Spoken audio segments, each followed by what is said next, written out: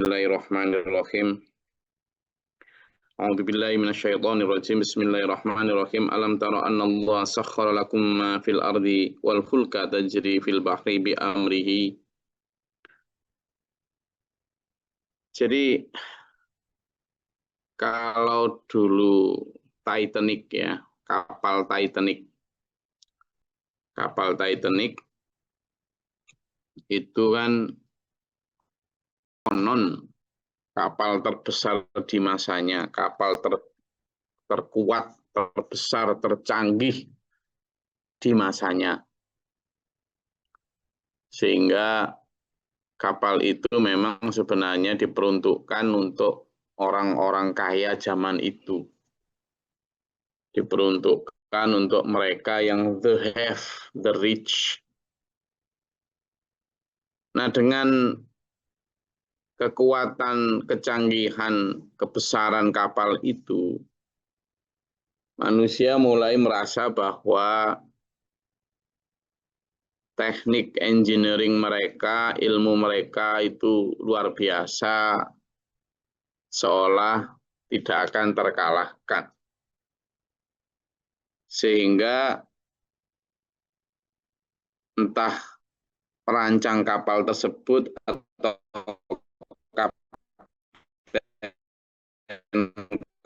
kapal tersebut yang saking canggih, kuat, dan besarnya, tidak akan ada badai yang bisa menghempaskannya, tidak akan ada barang yang bisa menenggelamkannya, bahkan Tuhan sekalipun begitu.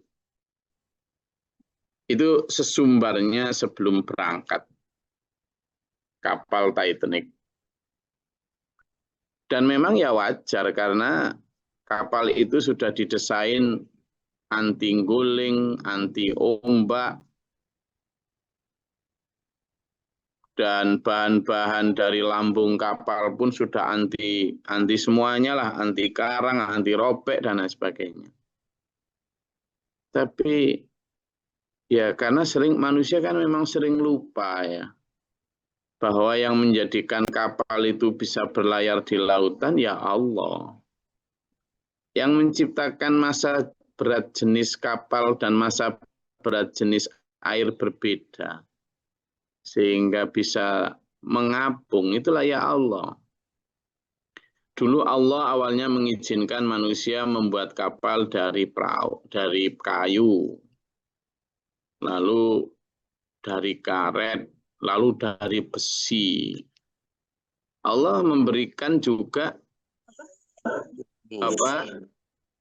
otak manusia untuk berpikir tentang bagaimana menciptakan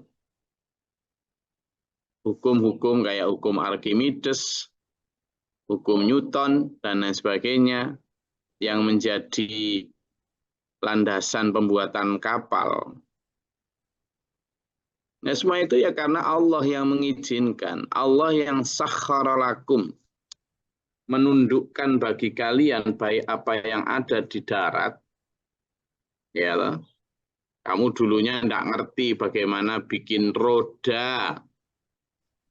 Lalu oleh Allah diberi pengetahuan. Lalu bikin roda. Kamu bisa bikin mulai dari dokar ya, cikar, tahu cikar ya? Cikar itu gerobak yang ditarik oleh sapi dulu untuk mengangkut hasil pertanian. Ada yang ditarik 2 sapi, ada yang ditarik 1 sapi. Saya masih ingat dulu kita kecil itu masih ada cikar yang lewat, sekarang udah tidak ada. Digantikan oleh juga lagi-lagi Allah yang mengizinkan manusia kemudian menemukan karet sehingga bisa bikin roda dari karet. Kemudian juga menemukan mesin yang berbahan bakar, mulai kan perkembangan juga, mulai dari berbahan bakar kayu, dulu kereta api kan ya berbahan bakar kayu, kemudian berbahan bakar batu bara, lalu berbahan bakar uap, kemudian sampai berbahan bakar fosil, yakni minyak seperti sekarang ini. Sekarang pun berkembang oleh bahan bakar baterai. Semuanya Allah yang memberi izin. Mulai dari dulu sebelum ada cikar kereta, ya mulai dari orang bisa menundukkan kuda. Dulu kuda lah ya liar semua toh. Kuda itu kan liar dan ya berbahaya. Sampai atas kuasa Allah bi amrihi di situ sebutnya ya. Karena apa yang memerintahkan kuda itu kemudian tunduk sama manusia ya Allah. Kalau manusia merasa bahwa itu karena pelatihan, karena apa lah, buktinya masih banyak juga kuda-kuda yang liar, itu kan. Jadi baik di laut maupun di darat karena izin Allah. Tetapi bahasan seperti ini memang sulit bagi orang yang tidak percaya Allahnya, yang hanya mengedepankan logika semata. Tidak ada mana itu karena kecerdasan kita. Oke, kita aja yang sudah ngokein mereka. Karena kalau kita bantah juga rugi ya. Dan ada satu aksioma bahwa jangan berbantah atau berdebat dengan orang yang tertutup hatinya. Karena mental tidak akan ada titik temunya. Wa yumsikus samaa'a an taqa'a 'alal ardi illa bi'idnihi. Nah, jadi gini nih, Dulur. Antara matahari ya, matahari kemudian kalau kita lihat kosmos ini ya, susunan bintang kita yakni matahari ya, susunan antara matahari dan planet-planetnya gitu kan, termasuk jarak-jaraknya itu kan memang diatur sedemikian rupa ya. Jadi kalau kita lihat ini, saya tunjukkan gambarnya ya biar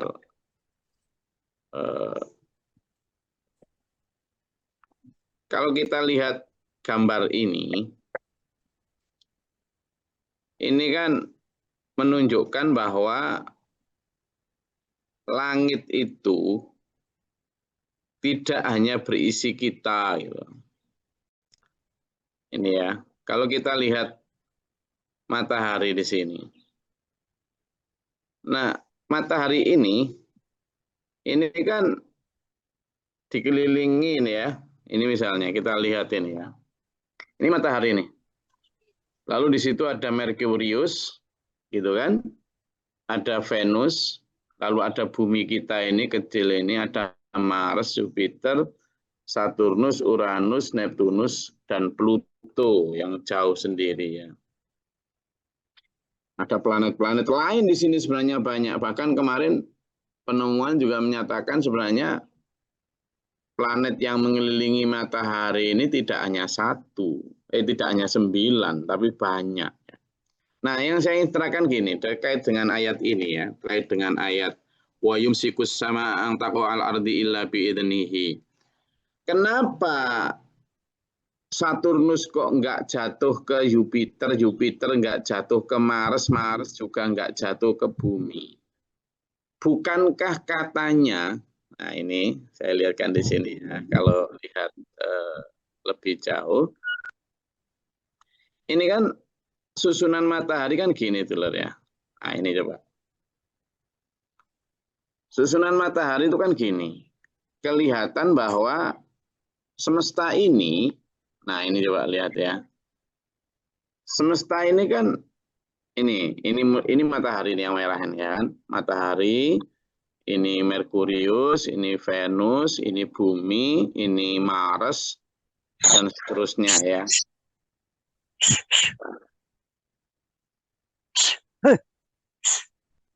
Kalau kita lihat ini Dulur ya.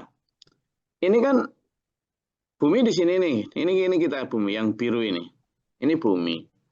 Yang dimaksud Allah, lah kenapa ini kan ada titik-titik ini segala macam ini benda-benda langit ini. Mafis sama tadi itu. Kok nggak jatuh ke sini? Kok nggak nabrak ini? Nah, yang saya terangkan begini.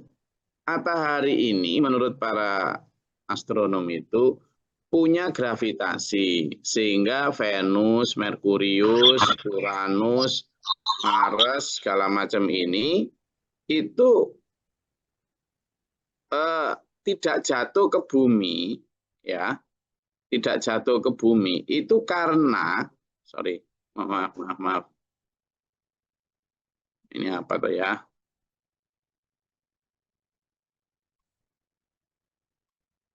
Bentar, gambar-gambar iklan ini ganggu aja ini.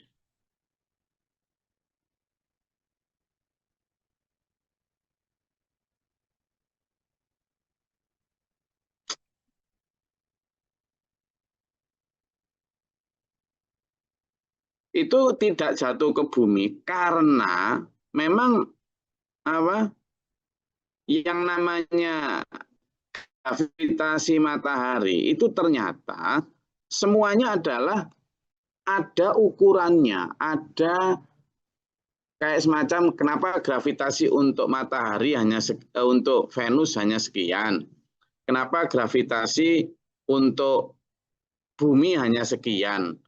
Itu ternyata ada yang sudah ngatur. Gitu loh. Ada yang sudah ngatur. Maksudnya bagaimana? Matahari di sini, begitu kan? Matahari di satu titik itu kenapa diatur kemudian tidak terlalu menarik yang bumi, juga tidak terlalu menarik terlalu kuat kepada Venus. Misalnya ini ya, saya tunjukkan lagi. Ya. Nah, ini karena ini maaf di sini kan. Nah, ini misalnya.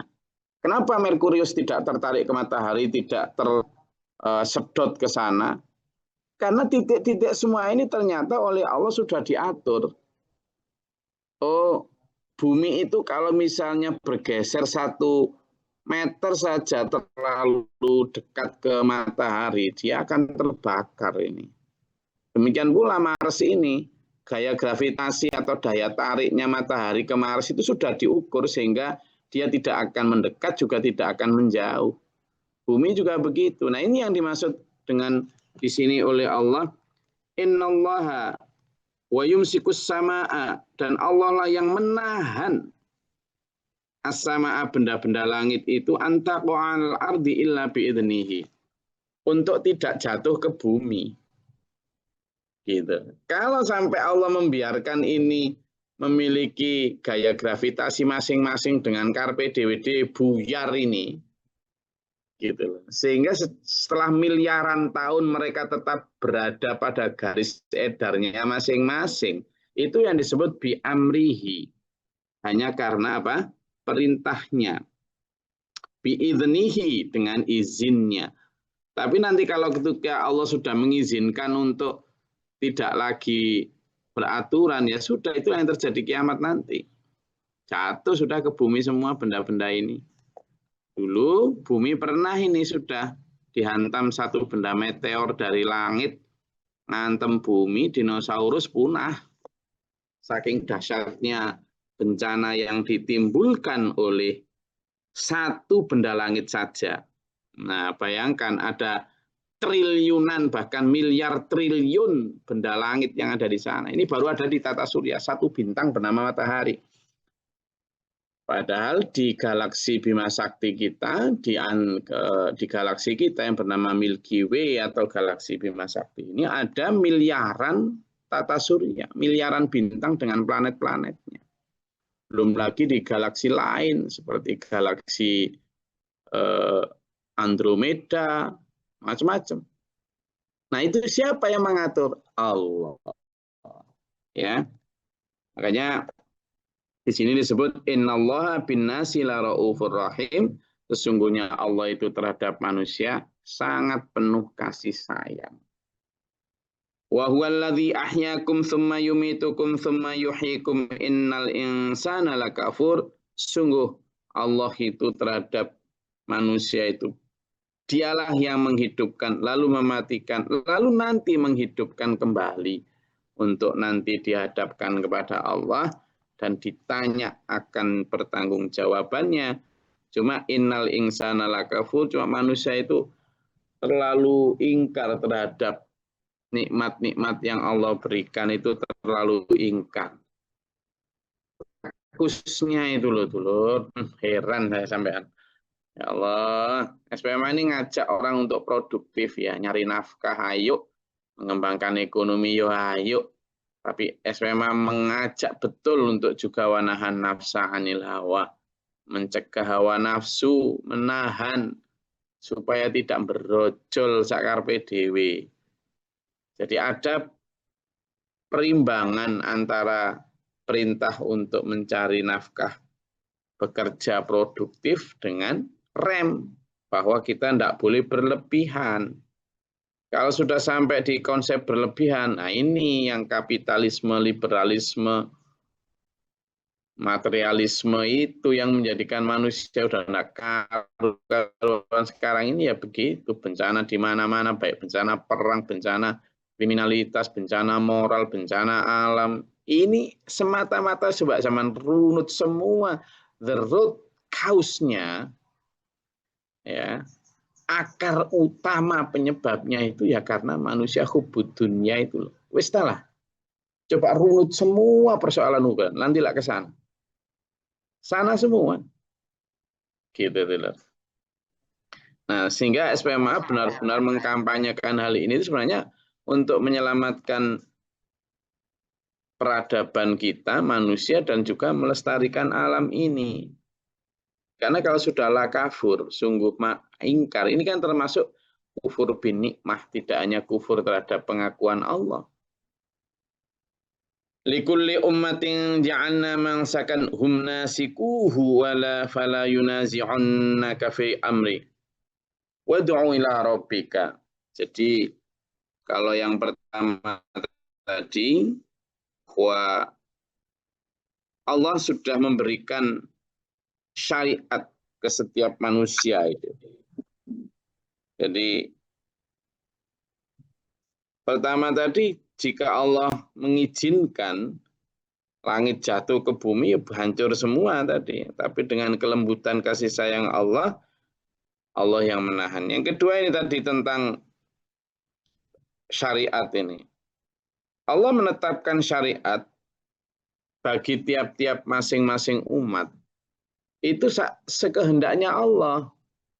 Syariatnya Nabi Ibrahim, ya tentu berbeda dengan syariatnya Nabi Nuh yang sebelumnya. Yang sama adalah akidah, bahwa tetap bertauhid mengesahkan Allah, tetap mengimani akan adanya akhirat, tetap mengimani adanya malaikat, tetap mengimani akan adanya kitab-kitab, hari kiamat, takdir, mengimani akan adanya para rasul. Itu sama dalam hal tauhid itu. Yang berbeda adalah syariat. Cara menyembelih kurban, cara sholat, cara bertutup aurat, itu cara puasa, gitu loh. Karena dulu Nabi Isa kalau puasanya itu 40 hari misalnya, wallahu alam. Kalau kemudian di Islam puasa Ramadannya 30 hari. Lah, tetapi kalau Allah hendak likulli ummatin ja'alna mansakan hum nasikuhu, kalau Allah mau memberikan bahwa tiap umat itu sudah dijadikan mansakan cara syariat beribadah dan mereka melaksanakannya, maka jangan mereka membantah kami ketika misalnya fil amri dalam urusan syariat itu, ketika misalnya Nabi Muhammad diberi syariat baru. Oh, dulu enggak gitu kok. Ya terserah Allah. Makanya kemarin yang dibaca di surat Al-Baqarah kemarin itu tentang a'udzubillahi minasyaitonirrajim, manansakh min ayatin aw nunsiha na'ti bi khairi minha aw mithliha kemarin ya. Ketika Allah atau idza baddalna ayatan, ketika kami mengganti satu ayat, menghapus satu ayat lalu menggantinya dengan yang lain, baik itu lebih baik atau serupa dengannya, itu urusan Allah. Mengganti syariat pun itu urusan Allah bersamaan dengan nabinya. Lah kita ini beruntung karena setelah Rasulullah Muhammad Sallallahu Alaihi Wasallam tidak ada lagi syariat baru.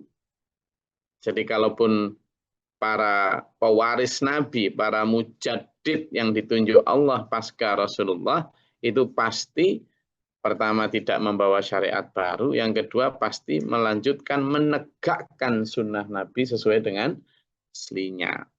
Nah, cuma perbedaan itu yang seringkali menjadi dasar penentangan umat berikutnya kepada Nabi umat terdahulu kepada Nabi berikutnya.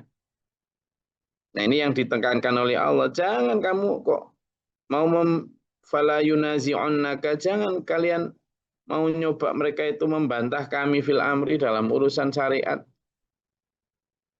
Loh ya sangat mungkin kalau dulu misalnya sholat itu sembayangnya Nabi tertentu itu mungkin dulu menghadap ke timur, ya wallahu alam. Itu urusan Allah. Dan Allah merubah satu syariat itu pasti berdasarkan kebutuhan situasi dan kondisi. Perkembangan zaman pasti diikuti dengan perkembangan syariat. Hanya saja memang syariat yang dibawa Rasulullah Muhammad SAW ini tetap akan relevan sampai nanti kiamat. Tapi sebelum-sebelumnya pergantian syariat itu pasti terjadi bersamaan dengan pergantian para nabi, terutama nabi-nabi besar yang memang membawa syariat baru, para rasul itu. Nah ini juga misalnya saya kasih contoh ya. Di masa awal pemerintahan Indonesia, di masa baik Republik Indonesia Serikat maupun Republik apa dulu ada kan RIS, kemudian RI apa itu sebelum Republik NKRI itu kan juga punya undang-undang, ada undang-undang UUDS, ada undang-undang tahun 50, lalu kemudian sampai Undang-Undang 1945. Nah, pergantian para presiden dari Presiden Soekarno ke Soeharto dan seterusnya itu mesti akan diikuti dengan GBHN, ya, Garis Besar Haluan Negara. GBHN yang dibikin oleh presiden sebelumnya itu mesti akan berubah dengan GBHN yang disusun oleh presiden dan DPR di tahun berikutnya. Perubahan ini bukan persoalan salah benar, presiden sebelumnya benar, keliru, lalu presiden setelahnya benar, tidak gitu. Perubahan GBHN itu memang mengikuti perubahan presiden, begitu kan? Dan itu memang sesuatu yang diniscayakan, sesuatu yang GBHN di masa Soeharto, Pak Harto, ya cocok dan benar di masa itu. Tapi GBHN itu kalau diterapkan di masanya Pak SBY dan seterusnya, ya nggak relevan. Tetapi GBHN-nya Pak SBY kalau diterapkan di masa GBHN-nya Pak Harto juga nggak relevan. Jadi para rasul membawa syariat itu seperti itu. Atau misalnya ya dulu ejaan Suwandi, ejaan lama itu kan penulisan misalnya Surabaya, tulisannya kan Soerabaya kan gitu.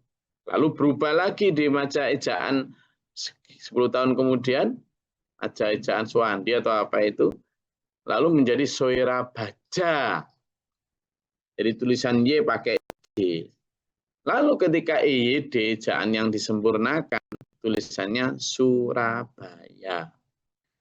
Kalau nulis Surabaya di tahun ejaan lama, yang harusnya Soerabaya, dengan Surabaya sekarang, ya disalahkan orang. Karena Surabaya itu benar dan tepat di masa itu. Demikian pula kalau sekarang sampai nulis Surabaya, BAIA, ya diguyu orang. Itulah. Apalagi sekarang ada ejaan terbaru selain ejaan yang disempurnakan kan ada apa masukan-masukan kosakata baru. Ini bukan persoalan salah dan benar, tapi kapan hukum itu diterapkan. Demikian pula dalam syariat Islam, dalam syariat nabi-nabi sebelumnya juga begitu. Apakah kalau dulu misalnya wine atau anggur diharamkan itu keliru, dihalalkan itu keliru? Ya enggak, memang pada saat itu wine itu hanya seperti teh gitu aja. Dan kalaupun memabukkan ya tidak sampai mengganggu sholat. Tapi begitu di masa Rasulullah Muhammad SAW Allah mengharamkan dengan syariatnya mengharamkan khamr, ya sudah berarti memang saat itu perkembangan zaman membutuhkan keharaman khamr. Jadi begitu dulur, makanya di sini dilarang. Wad'u ila rabbika, dilarang berdebat dan kemudian kembali atau berserulah kepada Tuhan. Innaka la'ala hudam mustaqim, karena sungguhnya engkau wahai Muhammad berada pada benar-benar di atas petunjuk yang benar. Jadi jangan minder, jangan mundur kalau berbeda dengan arus mainstream. Wa in jadaluka faqulillahu a'lamu bima ta'malun. Jika mereka masih membantahmu, katakan Allah Maha mengetahui, lebih mengetahui apa yang kalian kerjakan. Allahu yahkum bainakum yaumal qiyamati fima kuntum fihi takhtalifun. Allah nanti yang akan memberi putusan di antara sampean semua, maka di hari kiamat tentang apa yang diperselisihkan manusia. Alam ta'lam anna Allah ya'lamu ma fis sama'i wal ardi inna dzalika fi kitabin inna dzalika 'ala Allah yasir. Dan Allah lah yang mengetahui apa yang ada di langit dan di bumi, dan demikian itu sudah semua tercatat dalam kitab. Apa ini maksud kitab? Lauhil Mahfuz ya. Lauhil Mahfuz. Jadi Allah telah menetapkan takdir-takdir. Dalam Hair Muslim itu dijelaskan bahwa Rasulullah SAW bersabda, Allah telah menetapkan takdir-takdir makhluk itu 50.000 tahun sebelum penciptaan langit dan bumi. Ketika itu arsy-nya Allah itu dalam diterangkan berada di atas air. Nah artinya saya dan sampean sekarang ngaji itu sudah tertulis 50.000 tahun sebelum semesta diciptakan. Lauhil Mahfuz itu hitungannya seperti itu tuh. Ini hadis Sahih Muslim lah ya. Itu makanya saya dan sampean ini tidak usah berpikir tentang takdir. Kita iman saja terhadap takdir, tapi karena kita tidak tahu takdir seseorang, ya sudah kita harus berupaya untuk hidup sebaik mungkin, setaat mungkin kepada Allah. Jadi takdir itu hanya untuk diimani, bukan untuk dibahas. Takdir itu hanya dibilang takdir kalau sudah terjadi. Kalau belum terjadi itu namanya kita masih ada peluang ikhtiar. Makanya Allah menyatakan, a'udzubillahi minasyaitonirrajim, innallaha la yughayyiru ma biqaumin hatta yughayyiru ma bi anfusihim. Sungguhnya Allah tidak akan merubah nasib satu kaum kecuali kaum itu berupaya merubahnya sendiri. Nah, ikhtiar inilah tugas domain kita, takdir itu domainnya Allah. Ya. Saya rasa itu, monggo kalau ada yang mau ditanyakan atau dinyatakan silakan. Izin Gus. Assalamualaikum warahmatullahi wabarakatuh. Ngapunten Gus. Ini kebetulan kami lagi di Tasik. Alhamdulillah kami ngobrol dengan adiknya Pak Haji Yayan yang akan bertanya pada Gusnya. Monggo Gus. Sekedap Gus. Monggo Gus. Ya. Assalamualaikum warahmatullahi wabarakatuh. Waalaikumsalam warahmatullahi wabarakatuh. Gus, sehat Gus ya? Alhamdulillah, syukron. Ya, makasih waktunya udah luangkan buat anak. Dia mau tanya mengenai surat Toha itu, Ar-Rahmanu 'arsy istawa itu mengenai istiwa itu apa pemahaman secara luasnya ya? Soalnya ada beberapa kalangan ulama juga yang menafsirkan bahwa istiwa bersemayam di atas ars. Berarti pemahaman aslinya itu bagaimana ya? Karena saya sendiri termasuk orang yang masih belajar, bingung dengan pemahaman beberapa ulama bahwa istiwa itu bersemayam duduk di atas ars. Sedangkan Nabi juga kan ke atas Sidratul Muntaha, itu kan ke atas juga. Terus ada pemahaman juga bahwa kita berdoa selalu ngangkat tangan ke atas juga. Nah, mohon penjelasannya Gus tentang itu ya.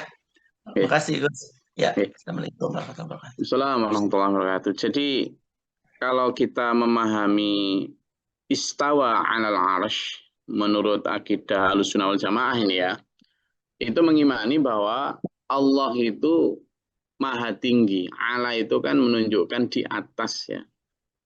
Dan maha tinggi dan menguasai. Kalau kita hubungkan dengan ayat kursi, di sana disebutkan di akhir ayat kursi itu wasi'a kursiyuhus samawati wal ard wala ya'uduhu hifdhuhuma wa huwal aliyyul azim. Sama di sana. Dan wasi'a luasnya kursiyuhu, kursinya Allah itu as-samawati wal ard, meliputi langit dan bumi. Kalau ketika kita i'tidal dari ruku, sami'allahu liman hamidah, itu kan Allah maha mendengar terhadap hamba-hambanya dan miliknya lah segala puji.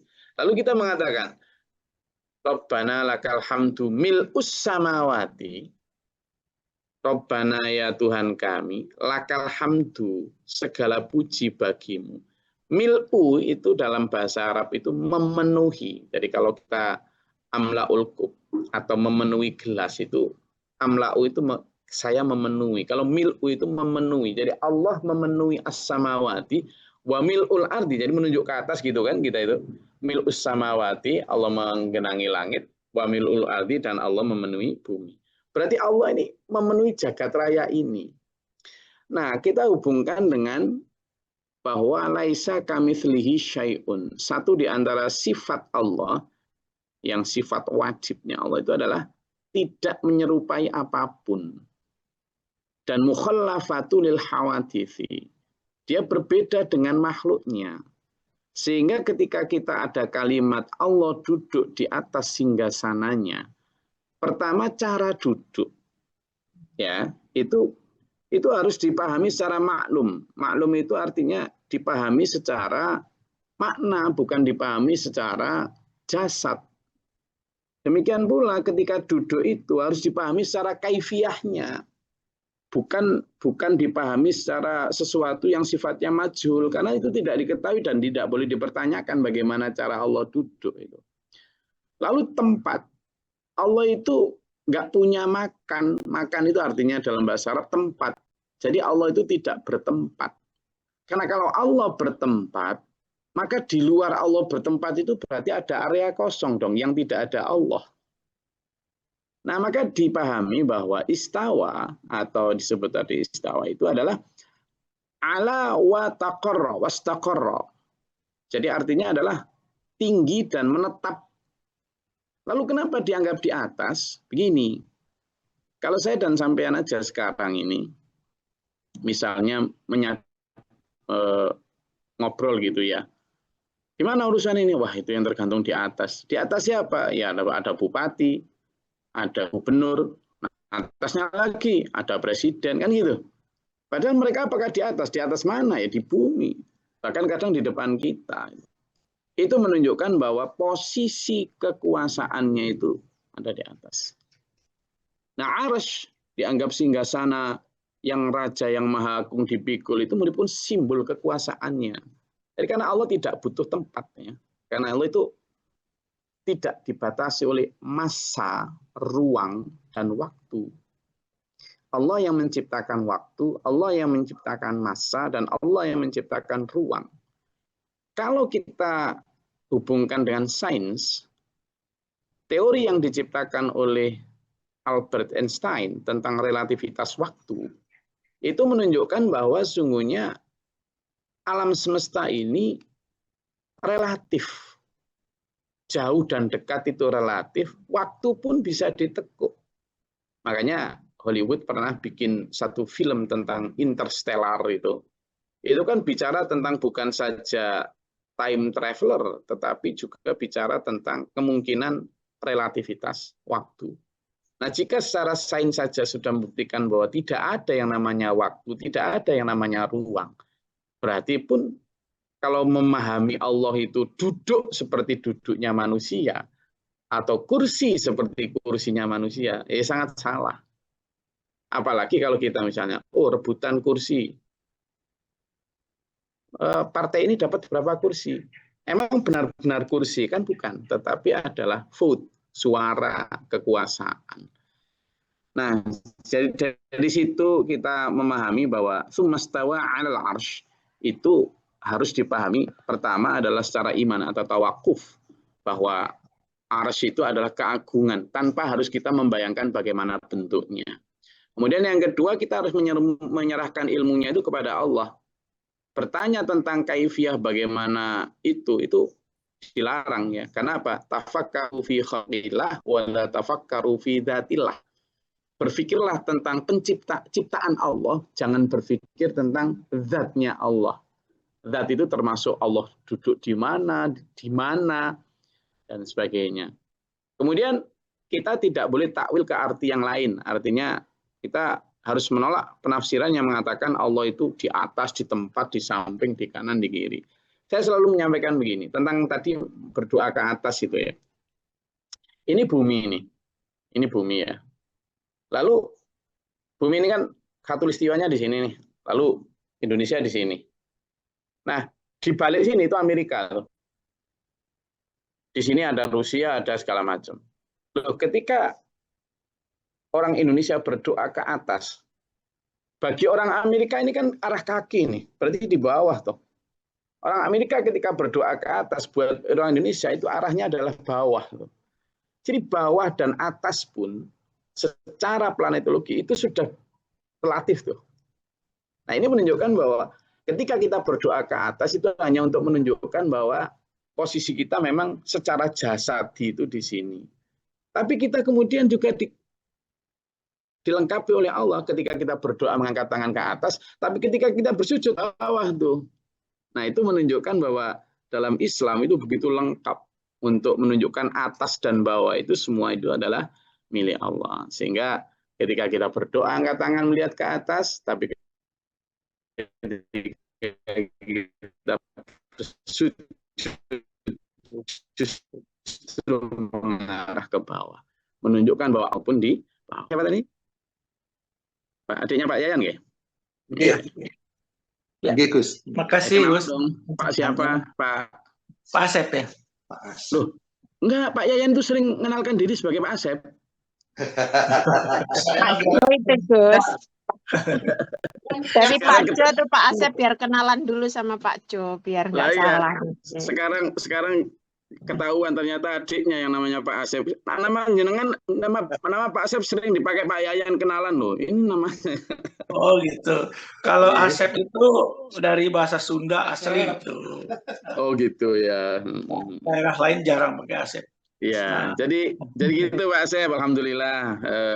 Itu pemahaman Ahlussunnah wal Jamaah. Jadi kalau kita memaknai Allah itu berada di atas atau berada duduk di satu tempat, meskipun ada ayat yang menyatakan gini Pak Asep, bahwa al-arsy itu 'alal ma'.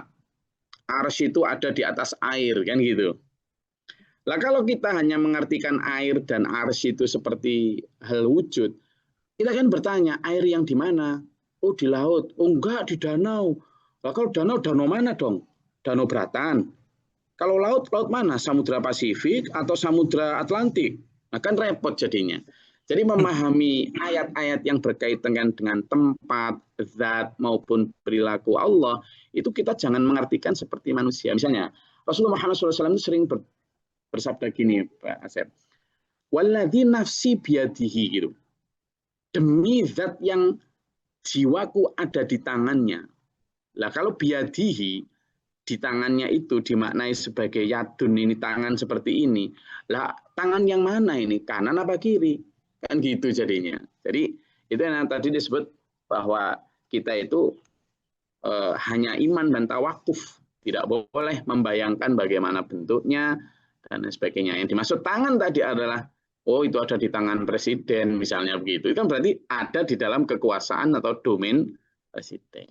Demikian pula ketika kita Allah, baik atas bawah kursi maupun tempat, itu bukan anggota tubuh karena Allah nggak mungkin disamakan dengan tubuh manusia. Terima kasih banyak atas pencerahannya. Terima kasih. Mudah-mudahan bermanfaat. Amin. Alhamdulillah. Oke. Ya. Itu pun sejauh pemahaman saya Pak Sep. Jadi nanti kalau ternyata ada dalil atau apa yang mungkin lebih kuat, saya tetap terbuka untuk menerima dan berdiskusi. Oke. Ya. Terima kasih banyak.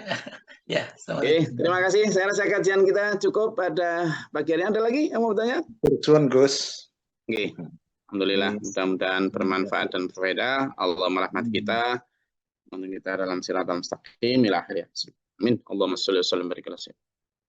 Allahumma fir lil mu'minin wal mu'minat wal muslimin muslimat ala. Allahumma ihtina fi man hadayta wa afina fi man afayta wa lana fi man tawallayta wa barik lana fi ma atayta wa qina syarra ma qadaita.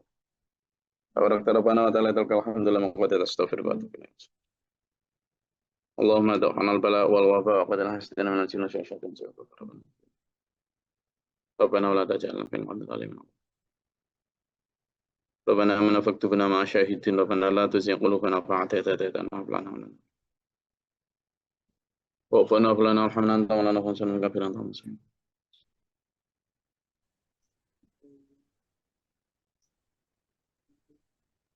ربي أعوذ بك من همزات الشياطين وأعوذ بك ربي أعوذ بك ربنا اجعلنا مسلمين لك وبارك لنا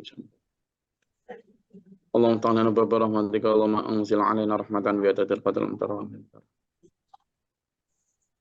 اللهم أفرج لنا الصبر وثبت مننا فانصرنا على الكافرين اللهم قاتل السماوات والعالم الغيب والشهادة الرب أشهد أن لا إله إلا أنت أعوذ بك من شر نفسي وشر الشيطان وشر أعوذ بالله من جود البلاء والقدر الشقاء والسقوط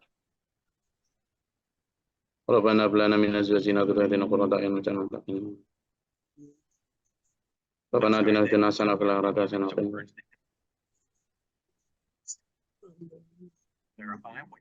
السلام عليكم Assalamualaikum warahmatullahi wabarakatuh. Allahumma rahamna bil Qur'an waj'alhu lana imaman wa nuran.